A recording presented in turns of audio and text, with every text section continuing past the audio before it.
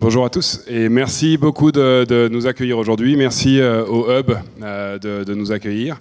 Je suis Stanislas Lajoigny, je suis MD Continental Europe de LiveRamp. En deux mots, LiveRamp c'est une société qui fournit des services d'onboarding donc pour vous aider à utiliser vos CRM donc sur tous les réseaux et tous les canaux de digital marketing et qui fournit des solutions de data collaboration. Donc quand deux sociétés ou deux business units d'une même société veulent se partager de la donnée autour de leurs consommateurs pour améliorer l'expérience de leurs clients, eh bien ça peut se faire via une clean room et c'est le service que LiveRamp propose. Et LiveRamp est évidemment très actif dans une des verticales du marché qui est la plus active sur cette thématique-là, qui est le retail et le retail média. Et j'ai aujourd'hui la chance d'être accompagné d'Alexis, CEO d'Unlimitail. Alexis, est-ce que tu peux nous dire deux mots pour te présenter? Oui, bien sûr. Je vais essayer en 3. Enchanté, Alexis Marcon, je suis le CEO d'Unlimitail. J'ai rejoint. Alors, Unlimitail va avoir un an dans 3 semaines, puisqu'on a été créé, officiellement lancé au 1er janvier de cette année. Juste avant, en fait, j'ai passé un peu plus de 4 ans dans le groupe Carrefour, où j'ai digitalisé toutes les approches de retail média, de régie notamment. Et je crois qu'on travaille ensemble avec LiveRamp depuis 2017, si je dis pas de bêtises. On était un des premiers clients en Europe ou pas loin. Tout simplement pour une raison très simple, c'est qu'en fait le groupe Carrefour a le premier data lake aujourd'hui de données en Europe sur tout ce qui va toucher à la grande distribution. Et donc mécaniquement, pour nous, il y avait une idée en fait d'aller leverager notre data sur une plateforme comme LiveRamp. Et finalement, par rapport à d'autres retailers qui ont commencé par des choses peut-être plus simples, on s'est attaqué à la face nord dès 2017 sur le traitement de la donnée pour ensuite aller se déployer vers du on-site et des choses peut-être un petit peu plus évidentes. Maintenant, si je fais un petit step back sur ce que c'est qu'Unlimitail, Unlimitail, en fait, c'est une joint venture entre le groupe Publicis et le groupe Carrefour, dans lequel le groupe Carrefour vient apporter tous ses inventaires, toutes ses forces de travail, et le groupe Publicis vient apporter toutes ses technologies de retail média, notamment liées à Epsilon et en particulier les technologies de Citrus. On est présent aujourd'hui dans tous les pays de Carrefour, bien entendu, et notamment le Brésil et l'Argentine, en plus de l'Europe continentale. Et surtout, on s'est déployé aujourd'hui dans une petite quinzaine de pays en Europe. Donc la moitié de nos pays aujourd'hui sont des pays dans lesquels il n'y a pas de présence de Carrefour en fait. Et on représente une trentaine de retailers puisque l'objectif de cette joint venture, c'est bien entendu d'aller proposer nos services à d'autres retailers pour proposer une alternative aux marques, aux géants américains, il n'y en a pas 12, justement dans les logiques de retail média pour proposer en fait des choses qui sont simples à activer et at scale. Parce qu'en fait, dès qu'on va parler de retail média, on va en parler ensemble avec Stanislas. Le retail média, c'est génial, c'est super, c'est trendy. Sauf qu'en fait, le nombre d'acteurs qui peuvent vraiment jouer à scale pour vous proposer, à vous les marques, en fait, des opérations simples et efficaces, malheureusement, on est trop peu nombreux. Parce qu'on est sur des marchés européens qui sont extrêmement fragmentés et que les gros retailers aujourd'hui, ou les retailers qui ont une taille significative et la masse critique, sont malheureusement, on se compte sur la doigt de la main en Europe. En fait, donc d'où la logique d'Unlimitail et la collaboration avec LiveRamp. Alors, donc tu l'as dit, Unlimitail, ça propose toutes ces solutions, l'éventail de ces solutions aux retailers pour apporter cette offre retail média consolidée à une échelle européenne, voire mondiale. Pour une marque, Unlimitail aujourd'hui, quel va être l'éventail et le portefeuille de propositions que vous êtes susceptible de mettre à disposition d'une marque ? C'est une très bonne question. La logique pour nous, c'est vraiment de travailler l'omnicanalité. En fait, le e-commerce, c'est formidable, le digital, c'est incroyable, et je suis un enfant du digital, donc je vous dirai jamais le contraire. Pour autant, on continue. En fait, tous autant, quand je dis tous autant, je parle de tous les retailers autour du marché, peut-être pas autour de la table, mais on a tous encore 70 à 98% de notre business qui est fait dans nos magasins.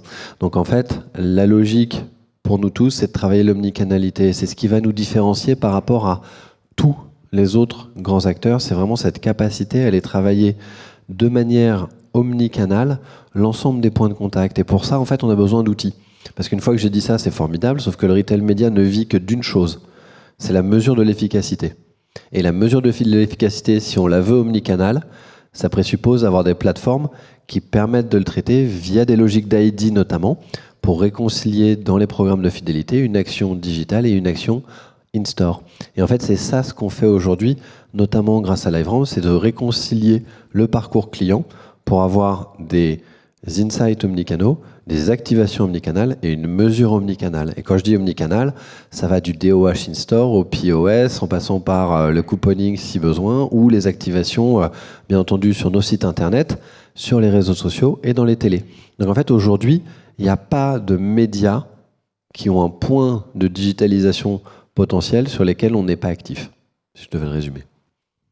Et donc, tu l'as un peu dit tout à l'heure, pour les marques, quand ils regardent une Limitel, qu'est-ce qu'ils recherchent? Alors, on entend certains d'entre eux disent j'ai besoin de collaborer avec un partenaire qui puisse me fournir une échelle, un deuxième partenaire qui puisse me donner une échelle mondiale ou en tout cas régionale pour pouvoir me structurer, m'organiser, créer des équipes dédiées à un niveau régional. Est-ce que c'est l'on-site? Est-ce que c'est l'off-site, le vecteur de la croissance de demain? Est-ce que c'est les insights et la mesure dont tu as parlé? Ou quelles sont les nouvelles tendances sur le retail média? Il y en a quelques-unes. Ce que viennent chercher les marques, avant tout, c'est de la performance. C'est-à-dire que elles viennent chercher deux choses. Allez, je vais nuancer mon propos. Elles viennent chercher de la visibilité pour leurs produits. Parce qu'en fait, dans un monde qui est de plus en plus digital et où la croissance se fait online, communiquer en retail média, c'est avoir l'assurance que le produit est vu. Vous mettez votre produit dans un magasin, vous savez que le client il va traverser un rayon, il va voir votre produit. Vous êtes en digital, ça fonctionne exactement quand vous allez sur un site e-commerce, ça fonctionne exactement comme sur Google. Vous tapez une requête, si vous n'êtes pas dans les 4 premiers résultats, vous n'existez pas. Et ben c'est à peu près la même chose. 90% des transactions se font sur les 4 premières lignes. Donc si vous n'êtes pas dans les 4 premières lignes, vous n'existez pas sur le site. Et donc mécaniquement, vos innovations, vos produits, tout ce que vous voudrez, vous ne serez pas vu, vous ne serez pas acheté. Donc le retail média permet de garantir finalement la visibilité de votre produit et ensuite de mesurer l'efficacité des campagnes que vous allez mener. Donc le premier, la porte d'entrée la plus évidente, c'est le on-site, c'est ce qu'il y a de plus facile à traiter. Et ensuite, on va aller vers des logiques d'extension d'audience qui sont le niveau 1, on va dire, du off-site qu'on fait ensemble. Et ensuite, il y a toutes les logiques de collaboration où là, on va aller beaucoup plus loin. On va aller ouvrir ce qu'on appelle des clean rooms dans lesquels on va pouvoir, avec LiveRamp, en fait, vous offrir un univers en data science qui est sécurisé, dans lequel je vais vous mettre à disposition de la donnée. Vous allez pouvoir venir combiner vos propres données à ma donnée pour créer un dataset qui sera unique pour vous et sur lequel vous pourrez ensuite travailler en autonomie pour aller mener les actions qui vous paraissent les plus pertinentes avec les modèles de mesure et d'attribution qui sont les vôtres. Là, on est sur un niveau un peu plus poussé de collaboration en retail média. Donc en fait, le retail média, c'est pour tout le monde, mais tous les produits de retail média ne le sont pas, si je devais le résumer. Alors, tu as parlé de l'in-store, qui est un sujet intéressant, notamment parce que, de ma perspective, c'est là où a démarré le retail média, mais pour autant, l'e-commerce est allé beaucoup plus vite. Et aujourd'hui, que tu parlais de la mesure, on est capable de mesurer beaucoup de choses sur le e-commerce qu'on n'est pas encore capable de mesurer sur l'in-store. Donc ça, c'est peut-être une deuxième tendance. On parle beaucoup de la télévision dans l'écosystème retail média. Je sais qu'Unlimited a annoncé des partenariats avec pas mal de diffuseurs et de chaînes en France. Tu peux nous en dire aussi quelques mots ? Bien sûr. Alors l'in-store, on le mesure nous grâce aux cartes de fidélité, puisqu'on a des points de contact. C'est-à-dire qu'on va utiliser la donnée. En fait, si je devais faire un step back, finalement, vous pouvez considérer que le retail média, ça n'est qu'une seule chose, c'est du data-driven marketing. Ni plus ni moins, mais en vrai. Et j'insiste sur le en vrai. C'est-à-dire, en fait, quoi qu'on fasse, en fait, tout est orienté sur la donnée. Je vais identifier à qui je dois parler grâce à la donnée. Je vais diffuser en m'appuyant sur cette donnée, je vais mesurer grâce à cette donnée. Et ça, je le fais partout. Quand je suis dans un magasin, je vais utiliser ma donnée pour faire le media planning. À quel moment je diffuse, quelle publicité, dans quel magasin, pour tel produit. Je ne diffuse pas du Coca le lundi matin, du Coca original le lundi matin, par exemple. Parce qu'en fait, c'est pas là que ça s'achète. Je ne diffuse pas des pubs pour des biscuits le mercredi matin. Parce qu'en fait, la mère de famille, elle l'achète pas le mercredi matin. Elle l'a acheté la veille ou l'avant-veille. Bref, toutes ces choses-là, en fait, c'est des choses qu'on apprend avec la donnée et qui ensuite, grâce toujours à cette donnée aux cartes de fil, vont nous permettre de mesurer si on s'est trompé ou pas. Parce qu'en fait, on va mesurer si la transaction a été efficace. Donc, tout ça, en fait, on le fait sur la donnée, y compris in-store. Et ensuite, quand on bascule sur la télé, de la même manière, on va analyser les audiences, on va diffuser le message en vidéo sur les télés, sur YouTube, partout où se trouvent vos clients. En fait, notre job, c'est pas de segmenter les points de contact, c'est vraiment de couvrir l'ensemble du parcours du client, là où il se trouve. S'il est sur TF1, on sera ravi de lui parler sur TF1. S'il est sur France 2, on sera ravi de lui parler sur France 2. Et s'il regarde Top Chef sur M6, on sera ravi de lui parler également. Donc en fait, on leur parle là où il se trouve. Et s'ils regardent Inoxtag sur YouTube, on sera également ravi de l'aider à me graver les vases. En fait, voilà, c'est ça notre job. Super clair. Alors, on a posé les fondations. Il nous reste que 4 minutes 27, mais maintenant, peut-être une question relative au thème de la discussion. Deux questions.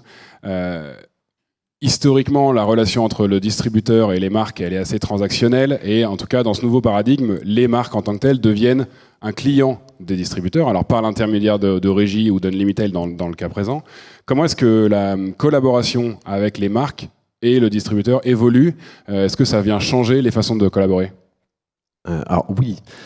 Oui, et c'est de toute manière une tendance de fond. Qui est pas, le retail média vient y contribuer sans le moindre doute, mais de manière générale, les relations de toute manière s'objectivent au fil de l'eau pour des raisons assez simples. C'est que tout le monde dispose de plus en plus de données. Donc plus vous allez avoir de données, plus vous allez pouvoir avoir un langage qui est objectif. Vous allez savoir de quoi vous parlez. Si je prends l'exemple de Carrefour, ils ont développé une plateforme avec Carrefour Links qui permet d'aller totalement partager de la donnée avec des marques, des fournisseurs sur les tendances de business, etc. Ça permet d'objectiver les choses. Donc tous ces éléments en fait qui viennent contribuer à la collaboration avec les marques permettent d'objectiver les discours justement pour favoriser en fait une meilleure collaboration et on est aujourd'hui très loin de l'imaginaire du box sous-climatisé ou surchauffé avec la chaise bancale. Ça n'existe pas, quoi. Enfin, franchement, ça relève du mythe. Voilà. Aujourd'hui, on n'est pas du tout dans ces logiques-là.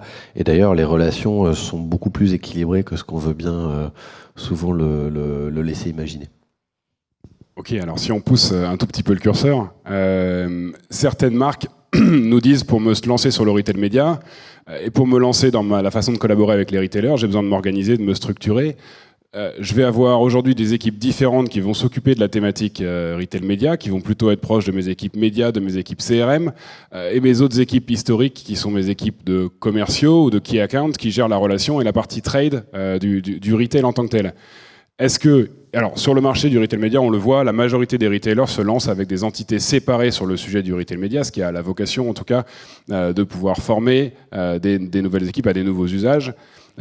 Mais demain, est-ce que le futur de la collaboration entre le retailer et la marque, c'est de venir fusionner toutes les discussions, qu'elles concernent le trade et les leviers retail média, pour avoir en fait au centre de la relation juste le consommateur, et pour pouvoir permettre à une marque de dire en fait ce levier promo est peut-être moins pertinent dans cette période-là qu'une campagne off-site ou on-site. Est-ce que c'est quelque chose que tu vois ?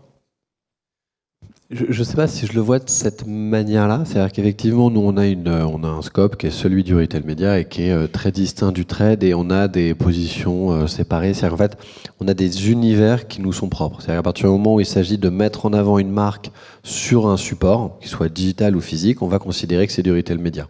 Donc mécaniquement, on a un périmètre d'action qui est extrêmement clair. Voilà. Donc ça, c'est vraiment le premier point. Le trade, il va beaucoup plus se concentrer sur de la collaboration catégorielle, par exemple, qui va permettre d'aller faire grossir une catégorie, une marque particulière, avec des leviers de prix, de promo, d'assortiment, qui sont beaucoup plus liés au merch que à la mise en avant publicitaire d'une marque qui, là, relève du retail media. Donc ça, c'est une première distinction qui a été opérée chez nous. C'est pas forcément aujourd'hui ce que font tous les retailers. Pour autant, on sent que c'est quand même une tendance de fond. C'est en fait, on collabore quand même avec plus de 32 retailers aujourd'hui, et on sent qu'aujourd'hui, c'est quand même partout en Europe quelque chose qui se dégage. C'est d'avoir des périmètres très clairs et distincts pour justement permettre au retail média de se déployer, sachant qu'il va générer de la performance très mesurable. Et on voit que les dispositifs de trade sont également en fait beaucoup plus orientés entre guillemets via la performance, et notamment parce qu'en fait, la donnée objective les relations. C'est-à-dire, quand je parlais tout à l'heure, je reprends l'exemple de Carrefour avec une plateforme comme Carrefour Links, mais en fait, ça va permettre à Carrefour et à ses fournisseurs de discuter de la même chose. En fait, c'est-à-dire que voilà, on sait de quoi on parle, on sait que quand je fais telle action, tel assortiment à tel prix, j'ai augmenté mes ventes de X ou Y.